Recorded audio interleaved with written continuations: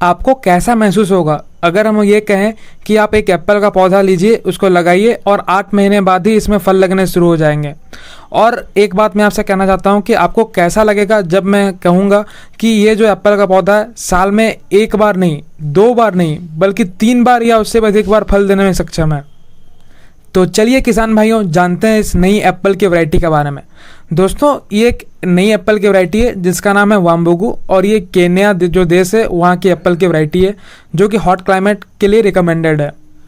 वाम्बुगु दुनिया की पहली ऐसे एप्पल की वैरायटी या प्रजाति है जो कि लगाने के सिर्फ 8 महीने बाद ही फल देना शुरू करता है, और सबसे बड़ा बात यह है कि ये साल में 3 बार फल देता है। दोस्तों, जनरली आपको पता होगा कि एप्पल के फ्लावरिंग फ्रूटिंग के लिए चिलिंग आवर्स एक महत्वपूर्ण भूमिका निभाता है। चिलिंग आवर्स यानी कि 0 से 7.2 डिग्री सेल्सियस के बीच का तापमान को हम लोग चिलिंग आवर्स में कंसिडर करते हैं या मानते हैं। लेकिन ये एक ऐसा वैरायटी है जिसको कि चिलिंग आवर्स की कुछ खास आवश्यकता नहीं पड़ती है, क्योंकि चिलिंग आवर्स ये होता है कि कोई भी प्लांट है उसके बड ब्रेक होने के लिए चिलिंग आवर्स की आवश्यकता पड़ती है।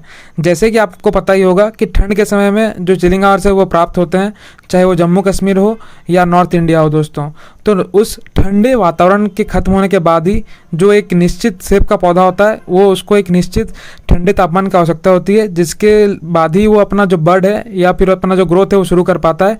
तो उसी के लिए चिलिंग आवर्स की आवश्यकता पड़ती है। लेकिन क्योंकि ये वैरायटी साल में 3 बार फल देती है, इसका मतलब यही है कि इसको चिलिंग आवर्स की कुछ खास आवश्यकता नहीं होती है। क्योंकि अगर कोई पौधा 3 बार फल देगा तो साल में 3 बार ठंड तो आएगा नहीं, साल में 1 ही बार ठंड का महीना आएगा।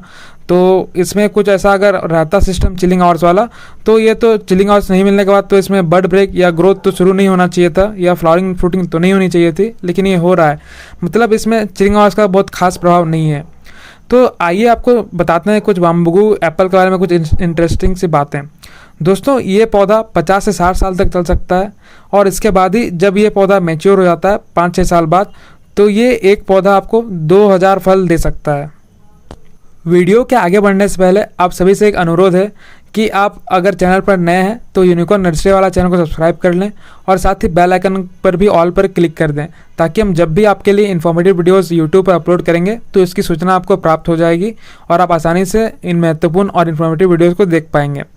नमस्कार, मैं हूँ राहुल बारिक और आप सभी का स्वागत है यूनिकॉर्न नर्सरी वाला में।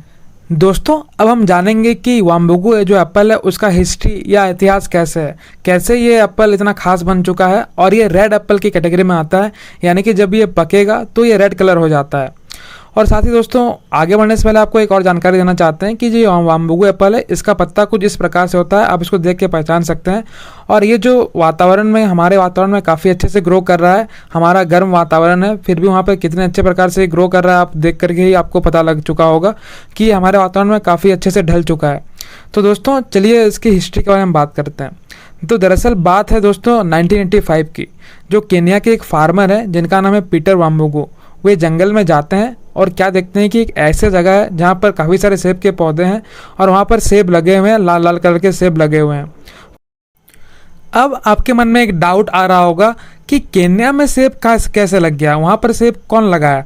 तो दोस्तों, जैसे हम पहले ब्रिटिश कॉलोनीज हुआ करते थे, वैसे ही अफ्रीका भी ब्रिटिश कॉलोनीज थी पहले।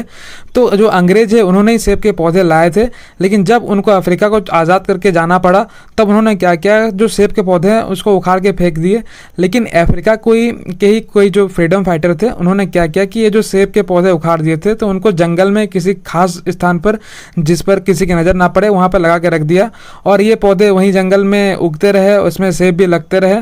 लेकिन जब बाद में कभी जो वहाँ के किसान थे या वहाँ पर आसपास रहने वाले लोग थे, जब वहाँ पर जंगल में गए किसी कामवर्ष, हो सकता है कि लकड़ी चुनने गए होंगे या किसी जंगल में ऐसे घूमने गए होंगे, तो उनको सेब का पौधा दिखा होगा और उसमें लाल लाल जो लगे हुए सेब हैं उनको दिखे होंगे।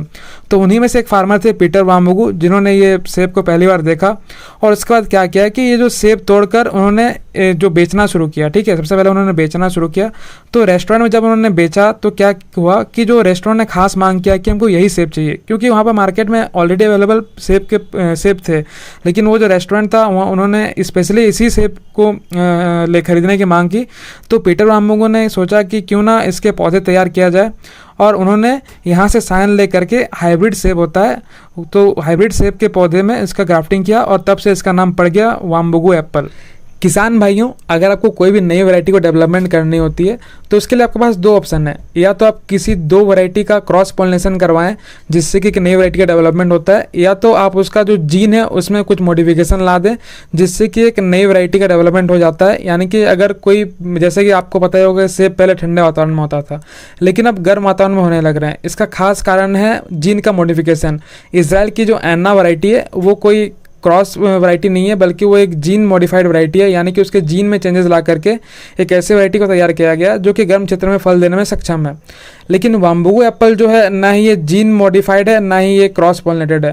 क्रॉस पॉलिनेटेड हो सकता है लेकिन इसका जो मेन इफेक्ट है वो मैं कहूँगा कि ये पौधा ढल गया। यानी कि ये एक ऐसा सेब का पौधा था जो पहले की कभी हो सकता है कि वो कभी जो है आपका ठंडे वातावरण में ही होता है, लेकिन बहुत लंबे समय तक एक वातावरण में रहने के बाद वो पौधा अपने आप को उस वातावरण में ढाल लिया और उसके बाद ये पौधा तैयार हो गया दोस्तों। तो हम मान सकते हैं कि जो वैरायटी है वाम्बुगु, ये एक डिस्कवरी वैरायटी है, यानी कि इसको खोजा गया है, ये पहले से था, इसको कोई बनाया नहीं है। ठीक है।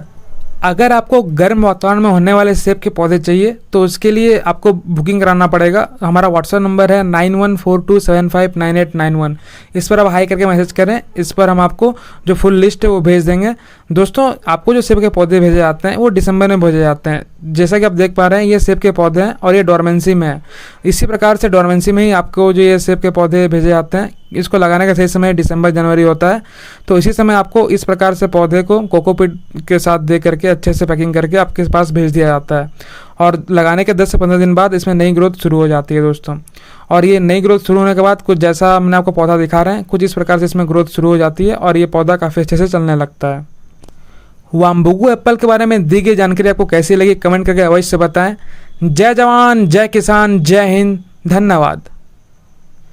अगर आपको हॉट और कोल्ड क्लाइमेट ब्लूबेरी के पौधे चाहिए तो उसके पौधे हमारे पास अवेलेबल हैं और ये पौधे आपको अभी ही मिल जाएंगे। ठीक है, ये हम आपको कुरियर कर रहे हैं ब्लूबेरी के पौधे।